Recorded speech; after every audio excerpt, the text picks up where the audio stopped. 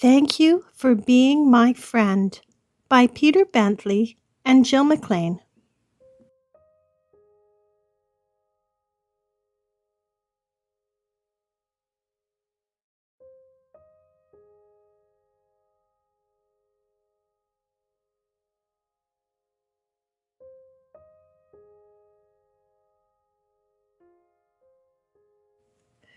It was a dark night. In the bedroom, nothing stirred. Nothing except a heap of bright wrapping paper on the end of the bed. The paper rustled. It crackled. It shook. And then out jumped a toy horse. "Hello," said the horse. "I'm Cleo." But there was no answer.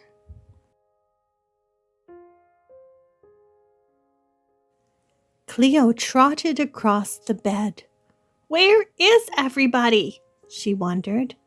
"I don't like the dark, and oof!" Cleo tumbled onto the floor.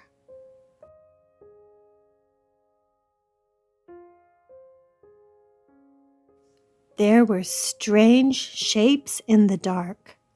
"I'm scared," shivered Cleo. "I can see monsters." There was a thin monster, a cuddly monster, a tall monster, and a monster with no head.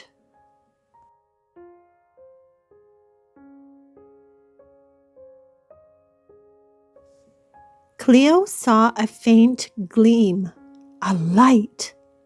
Trying not to wake any of the monsters, she tiptoed carefully toward the door. She tumbled out onto the landing.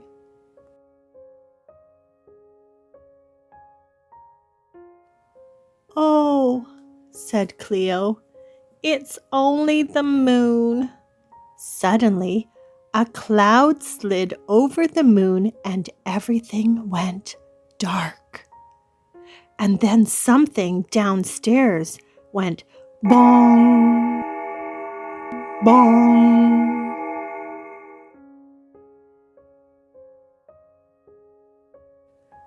Cleo nearly jumped out of her skin. "Another monster!" she whinnied.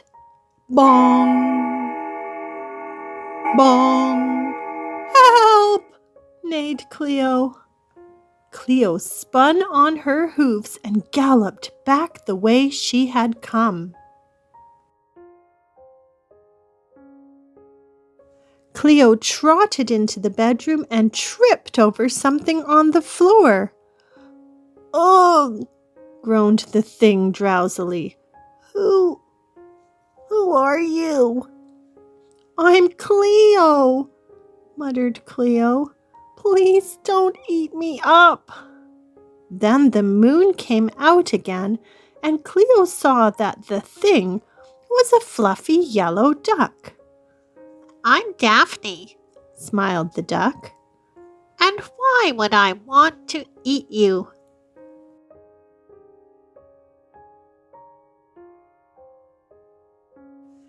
Cleo told Daphne all about the monsters. "The monsters won't hurt you," said Daphne. "Promise?" asked Cleo with a big yawn. "Promise," said Daphne kindly. "Why don't you snuggle in with me?" You won't go, will you?" said Cleo. "No, you're safe now. Good night," said Daphne. Good night.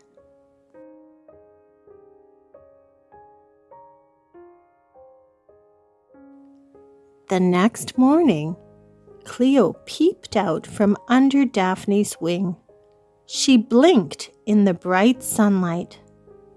"Morning, sleepyhead," quacked Daphne. "Come and meet all the monsters."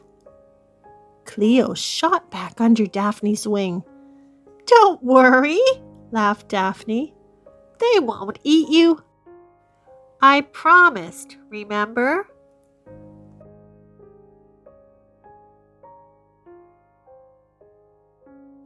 The thin monster was a lamp. The cuddly monster was a pile of cushions. The tall monster was a wardrobe.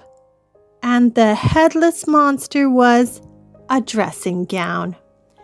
And the one that chased Cleo was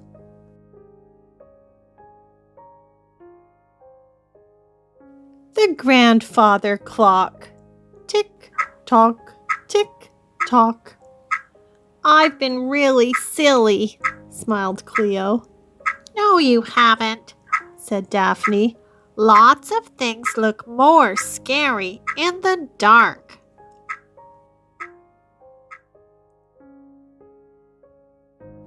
I don't think I'll be scared anymore, said Cleo, now that you're my friend. The end.